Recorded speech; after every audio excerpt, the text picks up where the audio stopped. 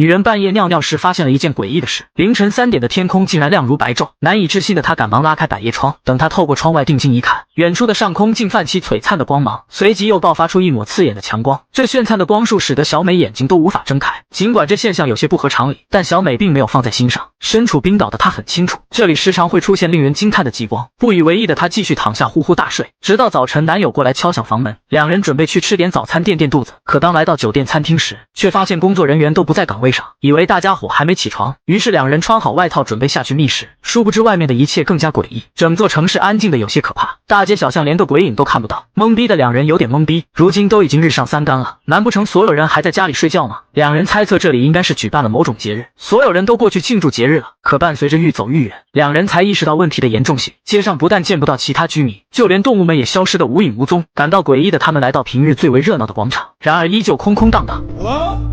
两人将近哈喽了半个小时，却始终没有得到回应。即便是所有人都去参加节日，那路上也应当会贴上海报的呀。带着疑惑，两人开始穿梭各大超市，就连小巷子也不放过，一一敲响屋门，试图找出其他人。他们走遍了大半个城市，可却始终见不到一个人。随后两人又来到附近的酒吧，发现座椅也摆放得整整齐齐，仿佛自从昨晚打烊后就再也没有客人进来过。众人都犹如人间蒸发了一般。诡异的现象使小美崩溃不已。这时尼克想到电视新闻，他赶忙找到遥控器打开电视。发生这么天大的事，电视上肯定会铺天盖地的报道，所幸电视还能播放。尼克兴奋地调到新闻频道，可上面却是白茫茫的一片。两人失落地离开酒吧，尼克已经彻底懵逼。如果是瘟疫杀死了所有人，那起码能看到尸体。就算外星人掳走了大家，可是外星飞船又在哪里呢？不知所措的两人只好返回酒店。尼克立即打开电脑寻找答案，不料新闻也定格在了昨天。小美给远在美国的母亲打去电话，那头也依旧是无人接听，发送给亲朋好友的信息也如同石沉大海般，根本就收不到任何的回信。这时尼克又想到一个办法，拉着女友就往外面走。他打算去到最高点看清整个城市的状况。然而还没走出多远，尼克就看到一辆汽车停放在路中央，车窗玻璃也是开启的，并且发动机还处于运转状态，而司机却不见了踪影。两人索性就开上这辆车，在公路上一路疾驰。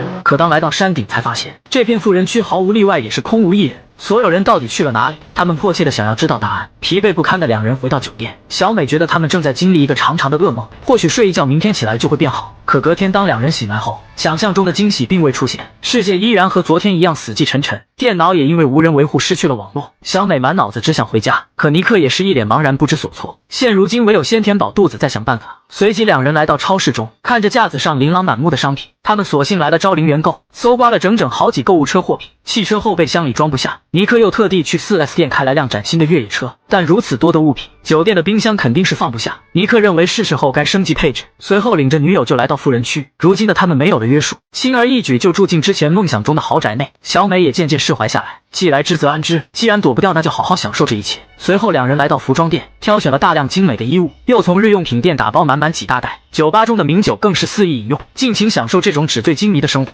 如今的世界完全由他们掌控，所有的山川河流都是他们的私人资产。两人想咋耍就咋耍，他们将大自然视为爱情的摇篮，在每个角落都留下爱的印记。可不料天有不测风云，这天两人正在超市零元购，可尼克却站在购物车里忘乎所以的飘逸。突然轮子一滑，他重重的摔在地上，手臂也不幸擦出道长长的伤口。小美见状有些恼怒，她责怪尼克不应该这么鲁莽，世上可能已经没有了其他人类，万一有个好歹可怎么办？毕竟连个医生都没有。但尼克认为只是日常娱乐，怎么快乐怎么玩，没有必要这么严肃对待。他依旧坚持自己的观念，为此两人大吵了一架。冷静过后，尼克觉得女友说的也有道理，他手捧鲜花过来跟小美道歉，并承诺以后都会小心翼翼的，再也不会瞎胡闹。可此时的小美开始有些抑郁，如今的她一门心思只想回到故乡，不想在这异地他乡苟延残喘。但尼克却觉得既然改变不了现状，那就留下来好好享受这一切，至少他们还能相互扶持，可以通过努力打造个全新的世界。但小美已经厌倦这样的生活，对尼克的想法提不起半点兴趣。无奈的两人来到机场碰碰运气，由于机场也没有了工作人员，他们想搭乘飞机离开的想法也破灭掉。好在整座城市都是通过热能发电，即便失去工人的情况下，也能持续供电很多年。但其他的基础设施却是需要人工维护。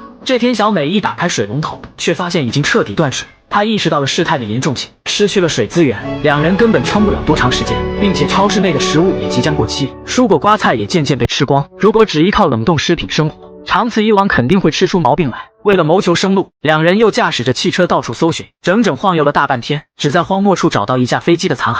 看样子这架飞机已经荒废了很多年，机身已经满目苍夷，想依靠它离开这里简直就是异想天开。无奈的两人在机舱内度过一晚，隔天再次驾车返回城市。尼克来到超市里搜刮物品，他找到大量水管，又利用自己所学过的物理知识制作了一个简易的抽水装置。尼克认为接下来可以种植一些蔬菜，来改善一下日常的伙食，他认为日子一定会越来越好。这天两人无意中走进一家花店，却发现满地都是枯萎的树叶，所有的植物都已经凋零。看到这一幕的小美再次伤感起来，或许这就是整个城市最后的下场。不愿坐吃山空的两人继续动身，打算寻找新的出路。这次他们更换了一条线路，顺着更为偏僻的郊外驶去。然而开着开着，尼克却注意到这么偏僻的地方竟住着一户人家。眼看天色渐渐暗淡下来，两人决定在此留宿一晚。走进里面一看，发现这里同样跟城市一样破败不堪，没有人居住的痕迹。尼克打算捡些木柴回来御寒，却不料刚出门就看到一个老人，而老人也难以置信，呆愣在原地。 Sir, are you okay? Are you okay?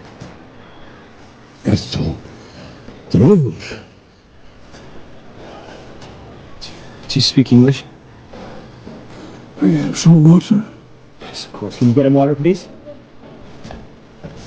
看样子老人已经很久没喝过水，他将瓶子里的水一饮而尽。老人极度的虚弱，两人搀扶着他来到屋内。经过询问后才得知，自从那天过后，老人在城市里找不到其他的人，便一个人回到了老家。可奇怪的是，家人也不见了踪影。他不明白发生了什么，直至用光了家里所有的物资，他才意识到自己命不久矣。于是就准备在这木屋里了却残生，这样死后也能去天堂陪伴家人。尼克听后劝说老人不应该自暴自弃，毕竟他现在不是孤单一人，他们三人完全可以组成个团队，只要坚持下去，肯定会有希望，说不定还能找到其他的人。老人听后也觉得很有道理，于是决定加入进来，发挥最后的余热寻找其他的人。然而隔天，当小美一觉睡醒，却发现老人已经安详的死去，好不容易发现的幸存者也这样离去，两人悲伤不已。尼克将老人埋葬在后花园中，小美对此很不理解，她不明白世界都成了这副模样，埋不埋葬还有什么意义？她搞不懂尼克怎么老是做些无意义的事情。小美认为既然发现了老人，说不定还能发现其他的幸存者。她表示已经有了找到其他人的方式。紧接着，她从超市里拿出所有的红色胶带，开始围绕整座城市展开地毯式搜寻。只要家中没人的房屋，就用胶带粘起做上记号。经过整整1周的坚持寻找，她才明白这一切都是瞎折腾。这个世界或许真的就只剩下他们两人。时光匆匆飞逝，转眼间几个月过去。这天，小美翻看着以前的照片，顿时悲伤之情涌上心头。她无时无刻不思念着家人。小美再也无法忍受这样孤独的日子。次日，当尼克起床后，却发现了小美放在桌上的照片。他随手拿起翻看起来，然而越看越觉得不对劲。只见照片中的女友从最初的微笑，逐渐变得郁郁寡欢。尼克顿时意识到大事不妙，立即开着车满大街寻找女友。然而寻遍整个城市，依旧没有发现。这时他想起经常跟女友去的那个温泉，于是他赶忙将车开到山脚下，果然在这里看到了女友的汽车。尼克火急火燎向着温泉跑去，走到旁边才发现已经为时已晚，女友已经漂浮在了水面上。尼克一个猛子扎进水中，抱起女友回到岸上。此时的女友已经失去生命体征，只留下尼克活在这冷冰冰的世上。思考一番后，尼克觉得世上已经没有可留恋的东西，于是双腿一摊沉进水里，打算跟随女友一同而去。